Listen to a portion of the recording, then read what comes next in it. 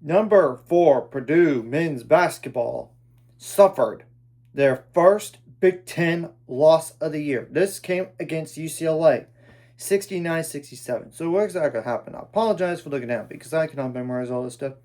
Purdue is now 7-1 in the Big Ten, 17-2 overall. The only other loss was against Iowa State. Not a bad loss. And UCLA is now 13-6 on the year, 5-3 in the Big Ten. And UCLA is now like a receiving votes team. But still, I would not sleep on them necessarily. It was tied at 32 apiece at halftime. Second half, UCLA scored 37 points while Purdue scored 35. There's more to the game than that. That's why I'm going to go over the last minute of the game as well as the stats.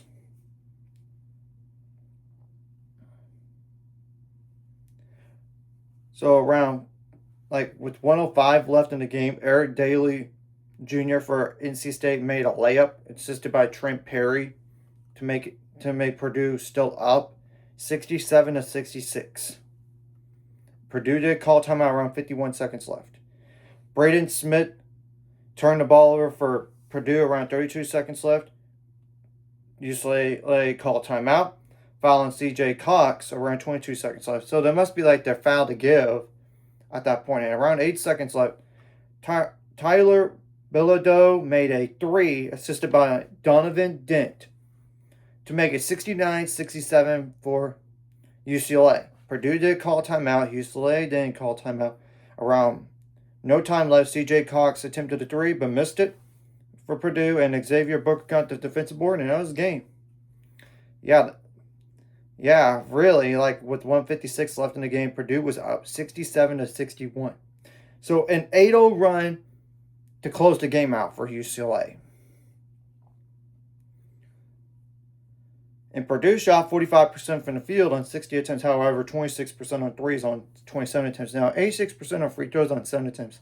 That's only one miss. You can't do anything about that. 30 rebounds, 13 offensive, 17 assists, 8 turnovers, 7 steals, 1 block, and only 8 fouls. And how many points off the bench? 4 plus 4, that's 8. That's plus 3, that's 11. Plus 7, that's 18 points.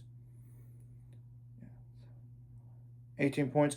3 double-digit scores later combined for 10 plus 16. That's 26 plus 12. That's 38 points. And 2 players scored 61 points. This game combined for 13. 6 plus 7.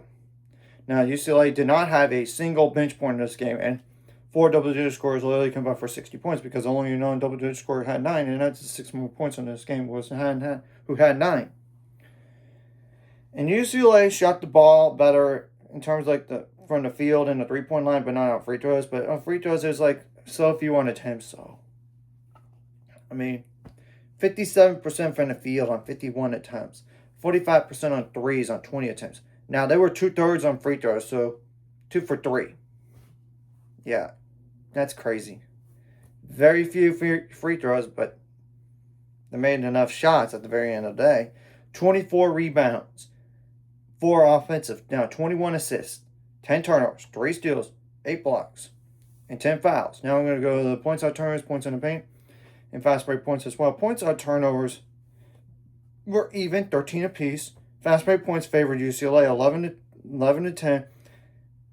And the same thing goes for points in the paint, favored UCLA, 30-28.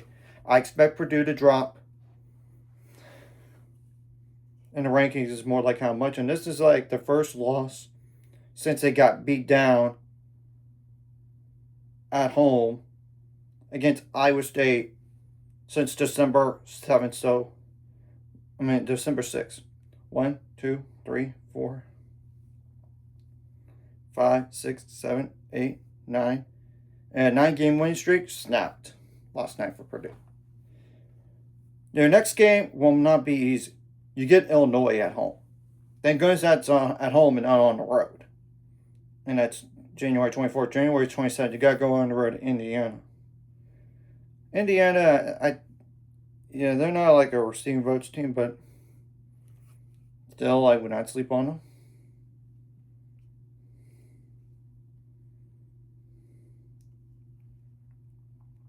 February 1st, you got to go on the road to Maryland. I think you should win that game. February 7th, you get Oregon at home. I think you should win that game as well. And then you got to go on the road to Nebraska on February 10th. And we'll see about Nebraska being unbeaten by then. We'll have to wait and see because I know they do have tough games ahead of them, like Michigan on the road and Illinois at home prior. And it's not including the other games, I know. But still, you get the point. I don't know about them being unbeaten by that point. And Nebraska is literally the only unbeaten team in the Big Ten right now. Now, UCLA, what's the next 5 games? You got Northwestern at home January 24th. You should win that game. And January 28th, you got go on the road to Oregon. You should win that game. Then you get Indiana at home January 31st. You got Rutgers at home February 3rd. You should honestly win that game.